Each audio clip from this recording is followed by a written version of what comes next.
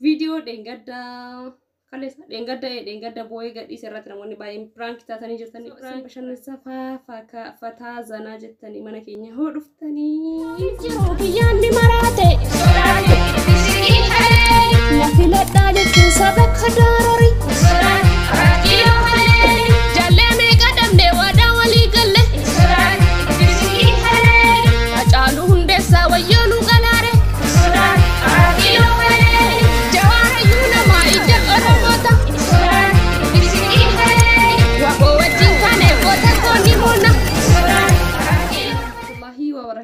kabajamtoota jaalatamtoota hordoftoota chaanaalii kiyyaa kan jirtan nagaa fayyaa keessanii bagdiraatanii baga har'a geettanii addaan bannee turree egaa haalli qilleensa nama balleessa haalli jireenya nama balleessa addaan bannee turree sababiin badeefillee biizii mata'eet malee waa biraati fi miti jirra kun wajjin jirra isiniin jira egaa har'a dhimma ciccimaa lamaan qabadhee isiniif dhufee san duratti garuuyyuu warroonni chaanaalii kiyyaaf haarawaa taatan subscribe godhaa warroonni maatii kiyya taatan immoo like godha like gochuun dargatina jechuudha like godha like yoo isin gootani chaanaliin kiyya haarawaadha like yoo isin gootan nama bira naa dhaquu danda'as guddachuu danda'allee akkuma san immootiyyuu osoo dhimma dhufetti hin seennetti waa takkaan isinitti himuu barbaada samoona kana keessatti jechuudha sirba haarawaan gadhiisuu fi kanaafiyyuu maatii kiyya tayaati please simadhaa isiniin jedha isin haa kadhadhu jechuudha sanif subscribe godhaati maatii kan kawtaa simadhaa isiniin jecha isinitti kaan summootiyyu gammachuu qabna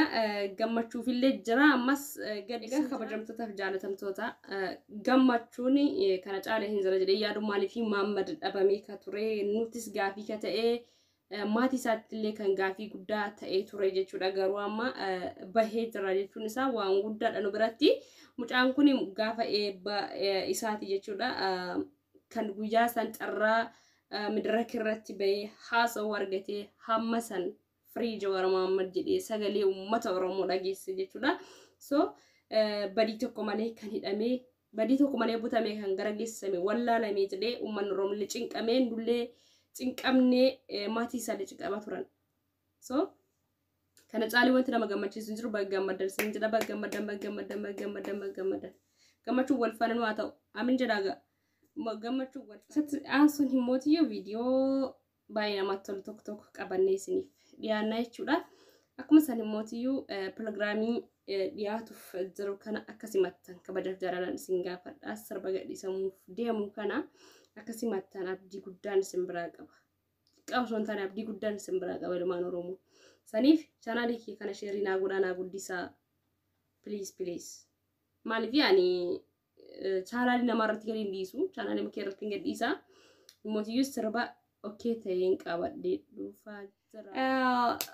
Isatti kaan summootiyyu viidiyoo kaleessa dalagee gadhiise kanani abiyyiidhaaf boo'e maali yoo boo'e abiyyi maal rakkoo qaba ummata akkamii jedhaa bar na arrabsitanii akkasitti yaa ilmaan koomantii abbichuu jaaladhee tan boo'aa malee lafaa kee hin boo'uu piraankii taatanii jirtanii ana abiyyiin arras hin jaaladhu borus hin jaaladhu yoomillee hin jaaladhu dhugaa isinitti himaa jechuudha kanaaf piraankii isin godhee prank taatanii jirtan jechuudha waa'ee san irratti prank isin irratti hojjedheen jira prankiin kellee namoota tokko irratti hojjetamee jira namoonni arrabsan jiranii namoonni abii daawon jedhan jiranii yes abii daawon abii zakkiraa yes sirri jirtan jechuudha garuu dhugaa miti isin jechuu barbaadeeti tarii hannaan bilchiginnaa taate akkan jenne ani bilchiginnaa miti